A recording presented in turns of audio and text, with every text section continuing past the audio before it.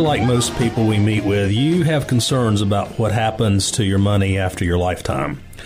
You know, it could be subject to bankruptcy, creditors, loss to taxes, reckless spending, or even a future divorce. There are some planning solutions to protect and control your money even after you're gone, and we're going to talk about that this morning. Hello and welcome to the Wealth Guardians radio show. I'm your host, Doug Ray, and I appreciate you spending some of your weekend with us. Bryce is here again with me in the studio. Bryce, how's it going, man? I'm doing okay. How are you doing, Doug?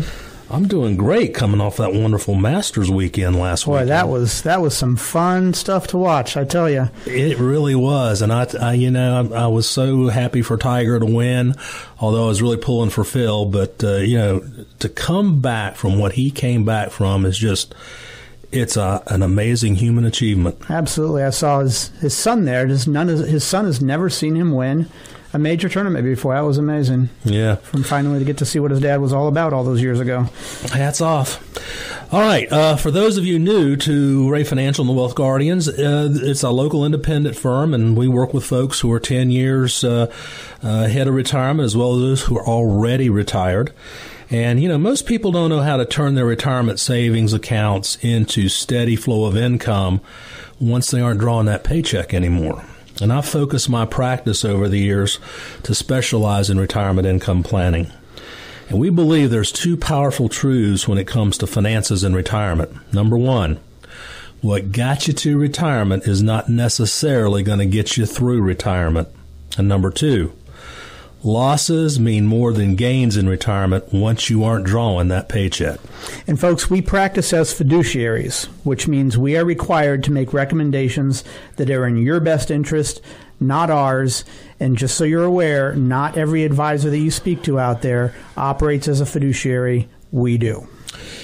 That's exactly right. Very important. Before we get started, as always on this show, I want to salute our military and our first responders and our veterans. Thank you for your sacrifice and everything you've done for us. We really appreciate you. Absolutely. Thank you, guys. Doug, do you think there is a misconception out there about trusts? I mean, my take is that people have a perception that trusts are only for the uber wealthy.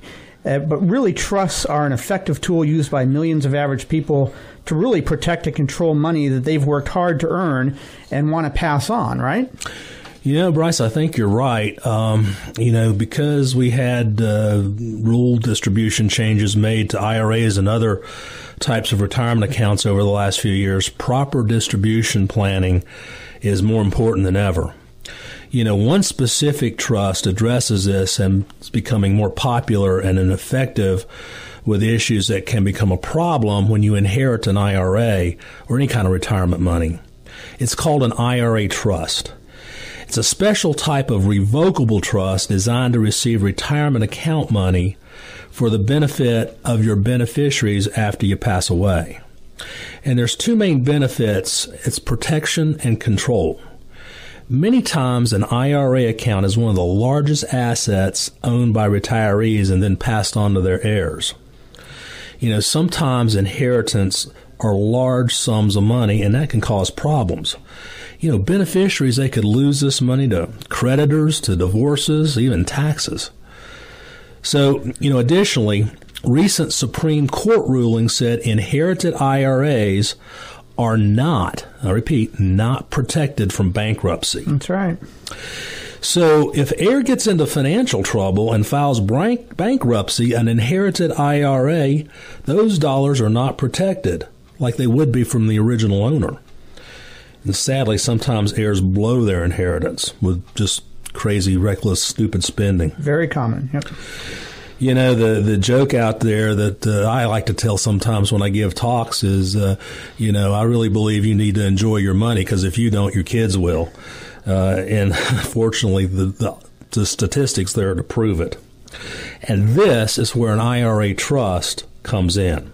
It offers protection.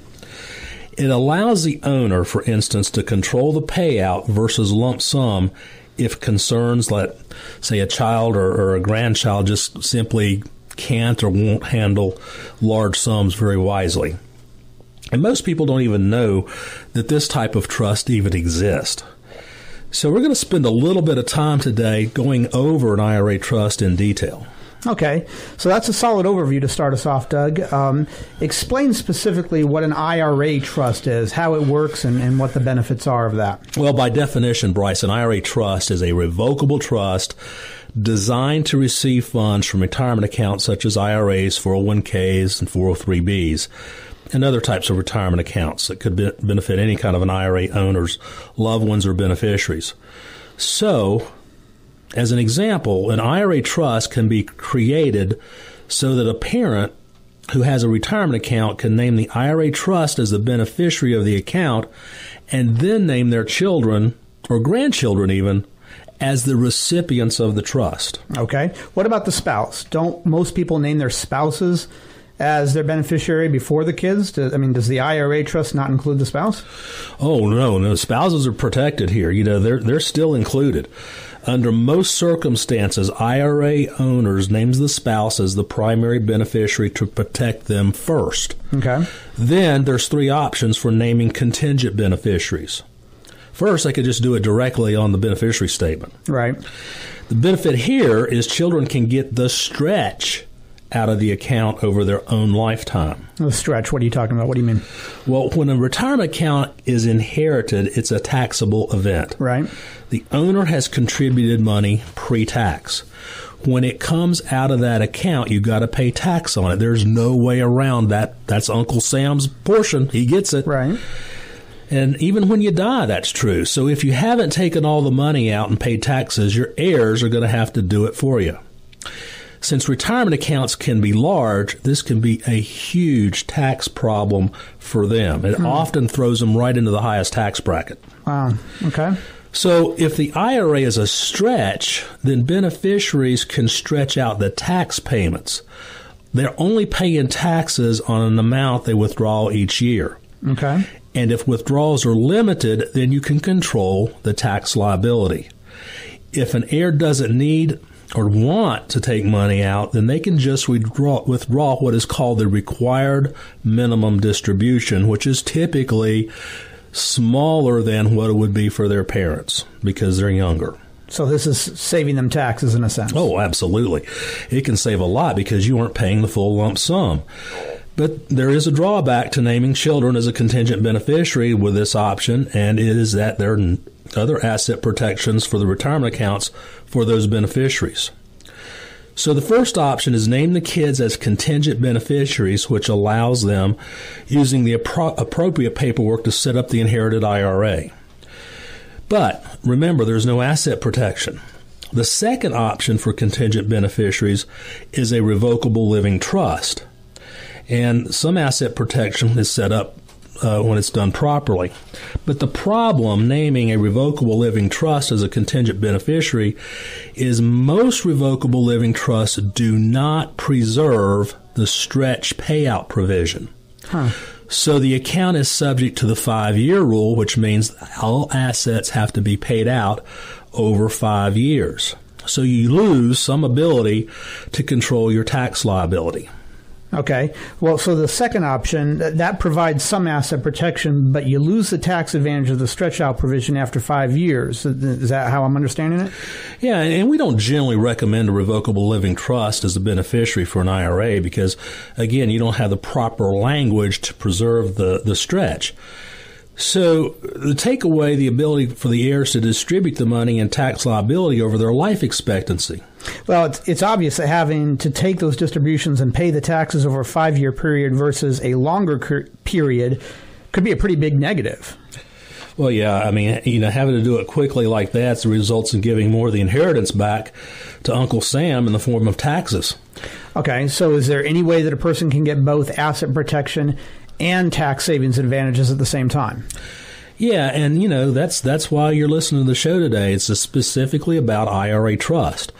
Most folks haven't heard of them and don't know the benefits.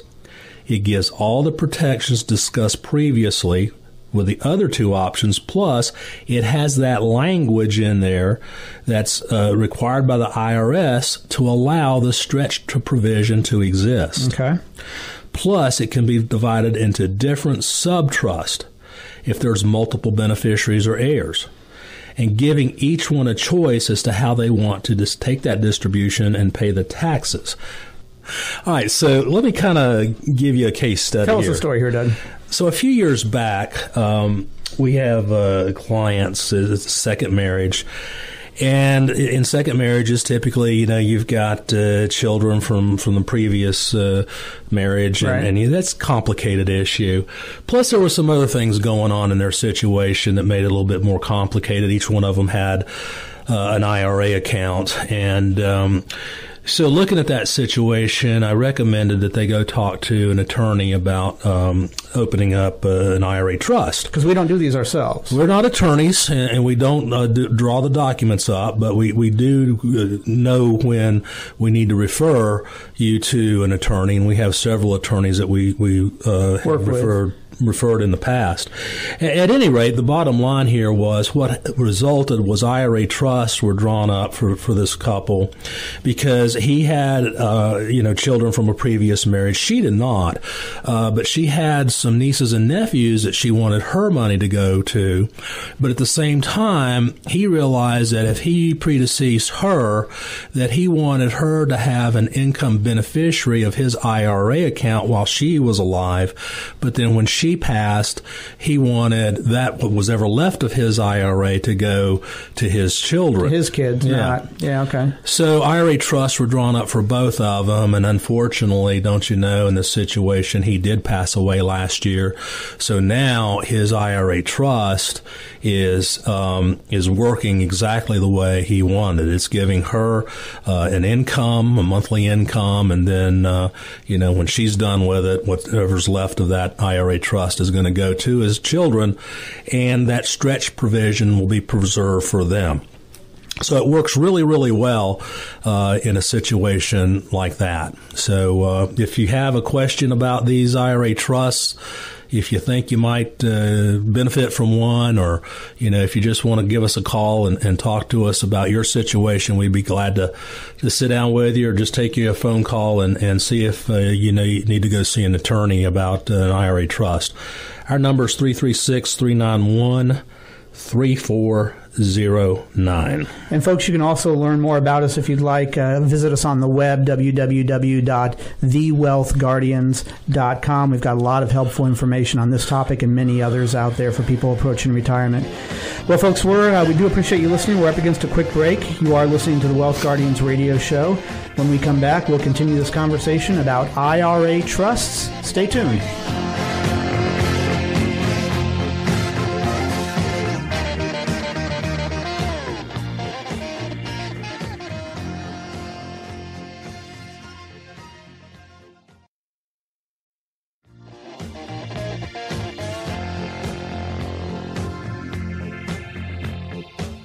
And welcome back to the Wealth Guardians radio show, where we help our clients retire the job, but not the paycheck. And for listeners who are 5 to 7 years or closer to retirement and like to confirm they're making the best decisions for retirement, we do offer a no-cost, no-obligation second opinion to make sure you're on the right path for your retirement dreams. Give us a call at 336-391-3409. Now, Doug, before the break, we were discussing what an IRA trust is, and I guess now we want to focus on the why, so to speak. If an IRA owner believes his or her children are responsible enough to do the proper stretch payout on their own, why do they need an IRA trust in the first place?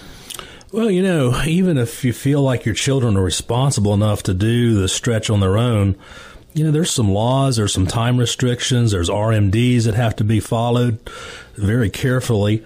And, the heirs, they just may not be aware of all these requirements.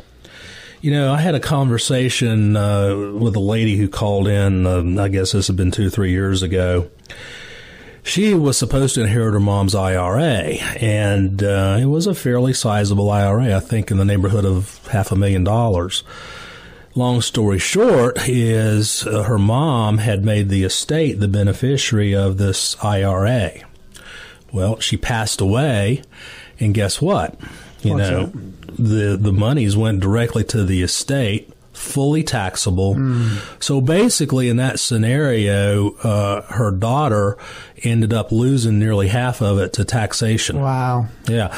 And I'm sure her mom probably didn't really understand the rules either, and obviously didn't get competent advice about how to best leave that IRA.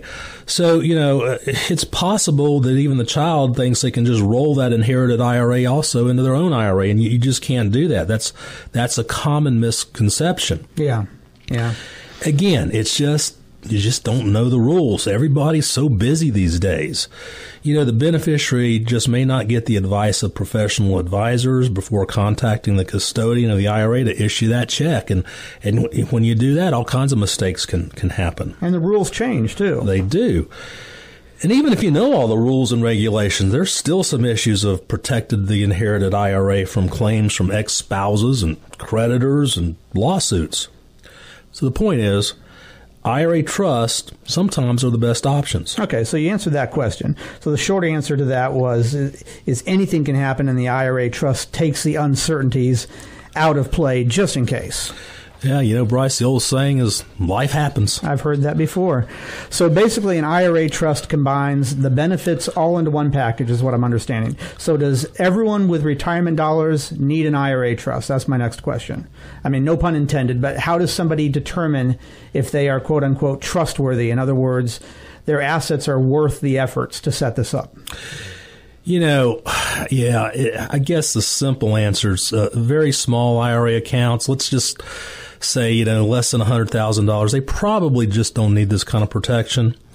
And also, if people are not concerned about or don't have heirs or contingent beneficiaries that need asset protection or tax control, it just doesn't make sense to set up an IRA trust. Okay. Well, I think sometimes the word trust comes with the perception of, I guess, losing control. Is that true with an IRA trust, Doug? No, great question, and the short answer is no. IRA trust is completely revocable, which means the IRA owner can make changes to the terms of the trust at any time, including getting rid of it altogether. Plus, the IRA trust only takes effect when the owner passes away. So no control is lost because the trust isn't even funded until they die. Interesting. Okay. So if the owner ends up using all the money in the IRA during their lifetime, then there's no issue, no limitations. The trust is only in effect once the IRA owner passes and if there is money left over to fund the trust. Now, you mentioned earlier one of the benefits of an IRA trust is protection from creditors. Aren't IRA dollars already protected from creditors? Good question. Federal law protects IRAs up to $1 million from bankruptcy, creditor claims, but state laws vary from state to state, basically on the amounts.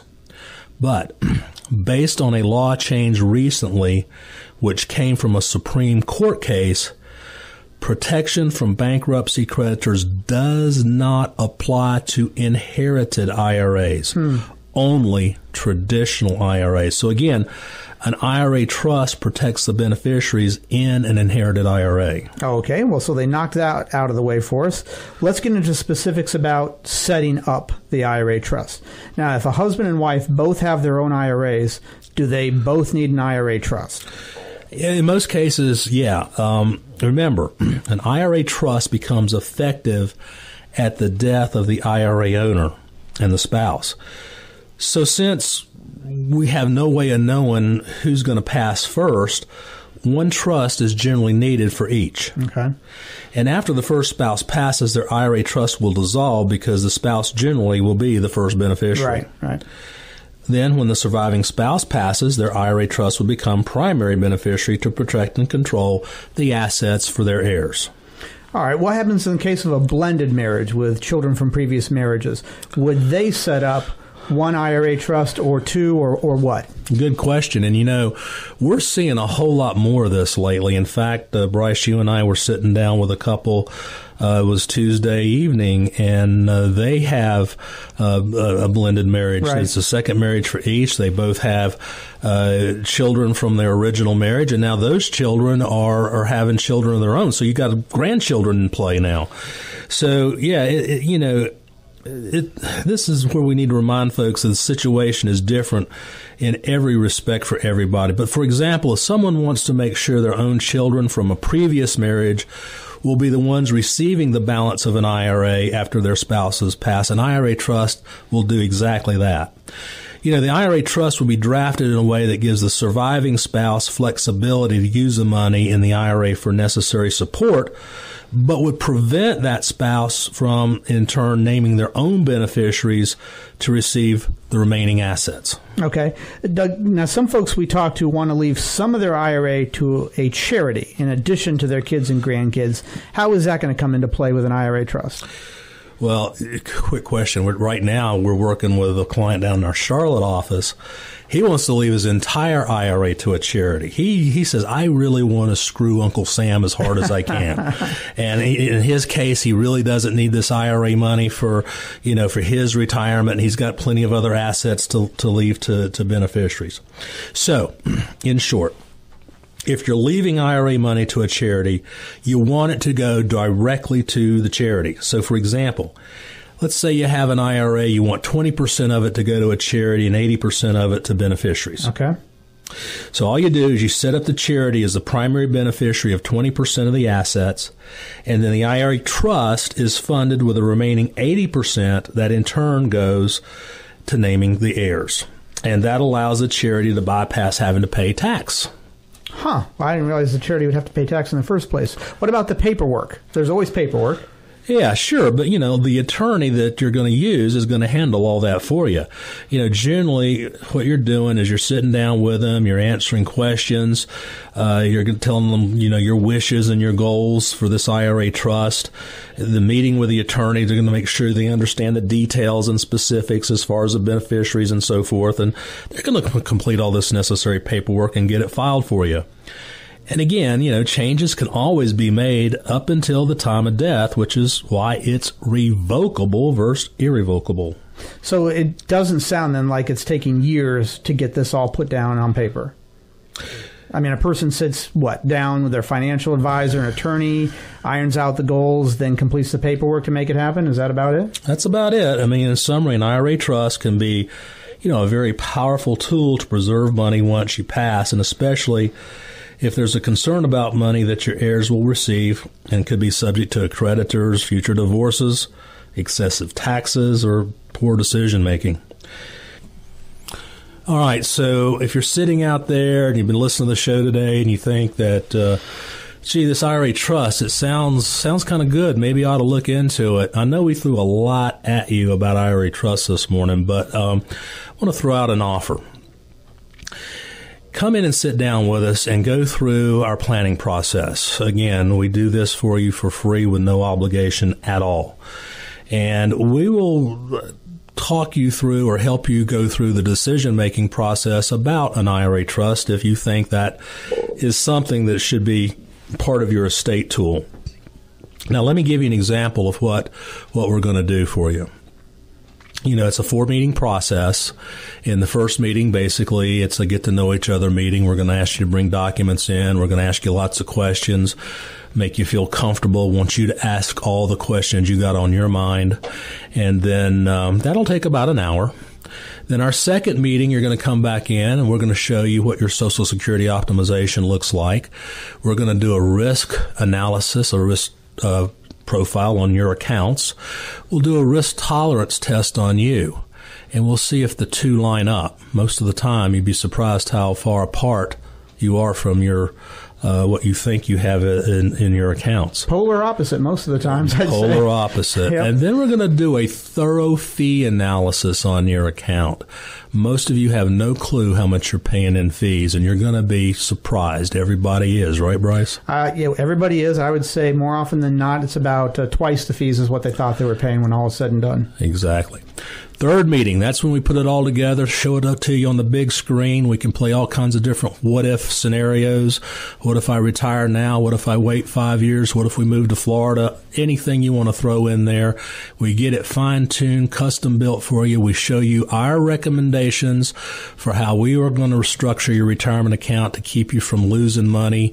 Our goal is to keep it within a 10% drawdown in a 2008 type environment and also cut your fees. And, Doug, that's probably my favorite meeting right there is the third meeting, because we do an apples-to-apples comparison of a timeline scenario of what happens to their current scenario if they don't make any changes, how that plays out with their net assets through retirement, and show them the same scenario with our recommendations, and the numbers more often than not just speak for themselves.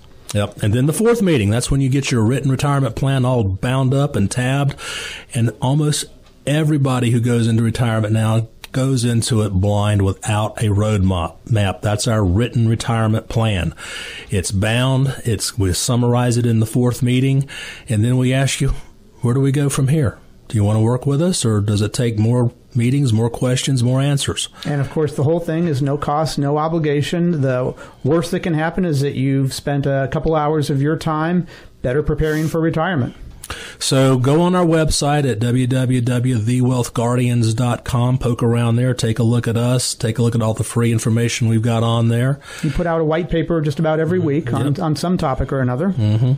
And then give us a call. The number is 336-391-3409. And let Joy know when you call in that you want to set up that initial appointment with us, and she'll get you scheduled. We see folks all the time up here in our Triad office in Clemens, North Carolina. So until next week, we'll sign off and wish you a great weekend. Happy Easter, everybody.